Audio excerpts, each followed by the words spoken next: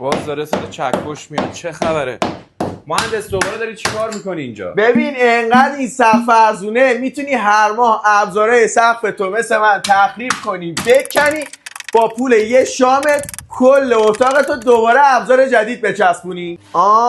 به راحتی میتونی چسبشو بچسبونی، خودت هم سریع نصبش کنی و نور پردازی و نور مخفی هم داخلش اجرا کنی که الان واقعا مدرن و ترنده. اسمش ابزار سقف امرتاته، هم سباکه هم نصبش راحت و با یه چسب هر کسی میتونه نصبش کنه، هم رنگ پذیره که هر رنگی که خاصی روش بزنی. نه یکی نه دو تا، بیش از 380 مدل ابزار سقف مختلف اینجا دارن که تو همش میتونی نور مخفی هم اجرا کنی. هیچ محدودیتی هم توی سقفتون ندارین، حتی اگه سقفتون کناف هم باشه واسه لبه هاش میتونین هر مدل ابزاری که خواستین اجرا کنین. قاب بندی دیواری امرتات به راحتی با یه چسب میتونین نصبش کنین، قیمتش مناسبه. اگه این قاب بندی روی این ستون انجام نمیشد، یه ستون ساده و سرد و بیروح داشتیم، ولی این قاب بندی بسیار خوشگلترش کرده. علاوه بر این که روی انواع دیوار و ستون میتونین اجرا کنین، روی انواع در، کابینت، کمد دیواری، دیوار پشت کاناپه و مبل، دیوار پشت تلویزیون و انواع دیوارهای دیگه مثل دیوار پشت میز ناهارخوری